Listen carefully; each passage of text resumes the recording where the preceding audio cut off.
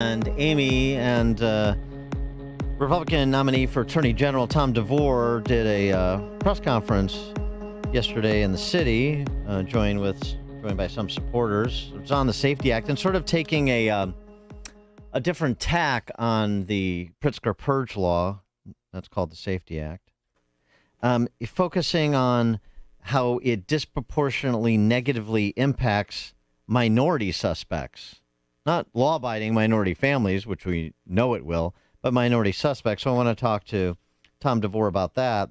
But during the press conference, where he was joined by Paul McKinley, who's run for office before, activist, he had some folks from the Pritzker Purge Goon Squad show up and attempt to provoke a bit of a row. They were holding signs. They had, COVID face masks on. And they did. As soon as he got started, well, yeah, this is what happened. Thank you very much for attending here today. 1 second. Free speech. I'm with me. You ain't with me. I'm with me. You ain't with me, Joe. Free speech. Yeah. Okay. Well, it was enough to cancel the press conference, and then he just spoke to reporters on the side.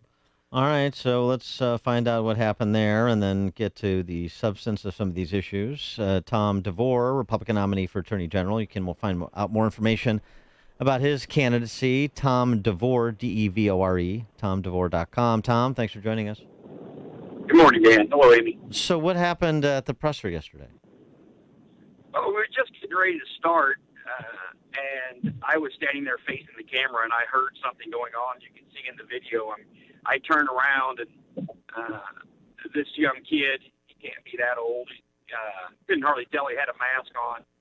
And he started walking up behind where we were standing, and then there were a few more people coming that were farther away and, started hollering, et cetera. And Mr. McKinney, I thought from talking to him after the fact that they were getting a little aggressive and too close, so he kind of intervened. And once it got to that point, I just decided that I was like, just leave because I don't have any desire to be a part of that. So we left and talked to some reporters after the fact. But, yeah, it didn't last very long. Yeah, that something I've heard happened when Darren Bailey did a media avail. I think it was on the west side, too. You had these sort of astroturfing groups that are funded by Pritzker through state grants, really, that are supposed to be sort of, anti-violence community groups that, interestingly, show up to play a lot of politics on behalf of the governor, and in this case, apparently the attorney general. Yeah, I asked, this man, I guess I'll call him, when I would I'd asked him, I'm like, so did the governor Kwame Raoul pay you to be here? Because, it's not coincidence that he knew we were having this event. So, and he never denied it. He just kept responding back with vulgarity and all the time. So confirming that in point of fact that he was paid for, bought and paid for, because vulgarity is their stock in trade, of course. So that's it's a reasonable inference, I think. Yeah, the calling card. Well, so let's talk about the substance of the matter, though. So your criticism of the Safety Act, the point of the press conference yesterday. Well, I want to make sure that people understand that the Safety Act is unique in that it disenfranchises, as written, everybody. So we have been spending a lot of time, Dan, on the messaging, which is accurate, of a lot of those accused of a crime who will never see a detention hearing in front of the judge because their crimes like second-degree murder, kidnapping, et cetera, don't fall within the categories of detainable offenses. So that conversation is real, it's legitimate. But here's the other part of the conversation that I've started because it's an important part. And it's an independent component. It's not one or the other. It's that if someone has committed a detainable offense and they go in front of a judge on a detention hearing, as written, this statute says the judge either releases you on a promise to return your own recognizance, or he detains you without any opportunity for bail until trial. And detention of a person accused of a crime without any opportunity to bail out is unconstitutional except for a very narrow category of circumstances. And so, if you have let me give you an example. I went to the detention hearing yesterday of a lady who's accused of attempted murder of Mr. Popish, who's an officer. Everybody knows that case. And so there was a hearing held several months ago against this person accused of the crime, and the video shows that she in fact did it. She's even entitled to bail according to the court. Even this person is entitled. The judge has set the bail at $2 million. Can't post a bond, so they're in. If you take cash bond away, how does the court deal with that circumstance to where cash bond's not an option? The court says this person's entitled to bail. Are you going to let them out on their own recognizance? I don't know. But again, saying that you're going to detain someone accused of a crime without any opportunity for bail, except when the Constitution allows it under very narrow circumstances, is a problem for the constitutional rights of those accused of a crime. Again, that conversation is one that I've started to have. People are interested in it, as they should be, because while we, don't want to let people out for certain reasons when they've been accused of a crime, we have to be careful with the constitutional rights of people.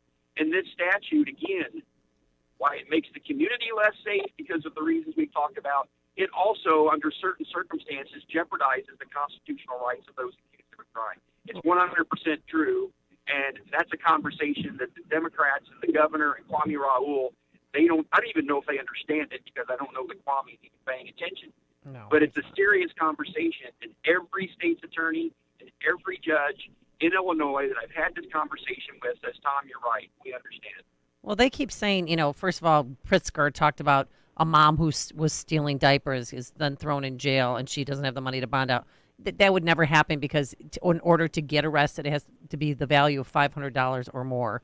They're saying, this rich people can pay for their freedom. So you have a rich husband who beats up his wife, and then he can post bond to beat her up again. So let me speak to both of those issues. Please. One, the example the governor gave, that's a complete fallacy. In the city of Chicago, if you commit shoplifting, let's say a lady steals some diapers, maximum bond in Chicago that person could ever post under the worst circumstances is $150. And under state law that was passed a few years ago, that person gets $30 a day credit for every day that they're sitting in jail waiting trial. So the absolute worst set of facts under J.B. Pritzker's scenario is someone would sit for 5 days in jail, and then they would be released because they would have accumulated enough credit for each day to be out. So 6 months for stealing diapers is an absolute fallacy. It's 100% false. Well, and also, if you talk to state's attorneys and sheriffs, they'll tell you, our jails are full of people who have committed violent offenses, not moms who stole diapers for their infants. It's so insultingly ridiculous, and it's evidence of somebody that is trying to paper over the grim realities of the law that he signed. You're absolutely correct, Dan. That is 100% accurate. But sometimes when we're communicating with people that may likely be willing to accept the other version of propaganda, I try to use the law and what it actually says. Yeah, for sure. Ability to push back on that. Right? Yeah, for sure. No, absolutely. All right, and then what about the second part, the rich husband who can, pay for his freedom? Well, yeah. So, and again, this conversation, and I've challenged Christopher Welch when I listened to him talk yesterday, J.B. Pritzker, Kwame Raoul, any of them that wants to stand on a stage with me and talk about these issues, what the law says, I'll be there. But as to the rich guy, when someone is accused of a crime, Amy, the court has, whether you're rich or poor, the court has conditions of release for everyone. And those conditions are usually the same. You have to show back up to court. You don't commit any new crimes. You don't do any illegal drugs, etc. They're all similar in nature. And so when the judge is not satisfied that your promise alone is sufficient for you to comply, what other options does the court have to try to incentivize compliance? And cash bond has been the component that's used for decades. So under the Safety Act, they're trying to say, well, we're going to eliminate that because the person with resources can post the bond. The person without resources cannot post the bond. If you take that away, there's a couple of things. One, how is the court supposed to incentivize compliance with these pretrial conditions? What other mechanism do we have as people to incentivize compliance without money? Nobody's ever had that conversation. That's important. The second thing is now what's the court going to do? Is the court going to hold the rich guy and the poor guy both without bond until trial? Because if the judge is concerned that neither of them will comply with the promises of release absent some kind of bond, and bond's not an option, the judge could do what? Just hold them both until trial. Now, there's a constitutional problem with that, as I told you, real constitutional issue. Yeah, but Is the judge just going to is he going to let them both loose is the question. So there's no clear inclination that eliminating the cash bond is going to then help those without any money. They can just as well just let the court will let them sit in jail until it's time for their hearing. Well, yeah. And here's the thing, too. This is where some discretion and, as you said, conversation among law enforcement professionals and legislators is necessary, because one of the things you can do if you give judges the discretion on bond that they should have and hold them accountable for using that discretion judiciously is to say, well, in cases where there are similar circumstances in terms of the alleged crime and differences in terms of the capacity for the resources of the accused, well, then you do it sort of on a proportional basis. If I want to affect justice the same for the rich guy as the poor guy, both accused of domestic violence, and I'm going to say that both are entitled to bail given the similar circumstances, well, then I'll make bail here for the guy with resources, and I'll make bail here for the guy with less resources, sort of proportional to their ability to pay. And I would. Did we lose? It's Tom. Tom, you cut out on us there. Sorry about that. In reality, that happens on certain circumstances too, Dan, because $1,000 to someone that doesn't have a lot of money is a different incentivization to comply than someone that has millions. So what is that threshold amount of money that it takes to, create that incentive of compliance is different for rich people and poor people. Yes, exactly. But here's the thing that I don't know. Here's the conversation that we have to have as people. Saying I know the answer. If you have someone who doesn't have a lot of money committing serious offenses under the law, what do we do? Do we let them out without posting any cash bond merely based upon their promise?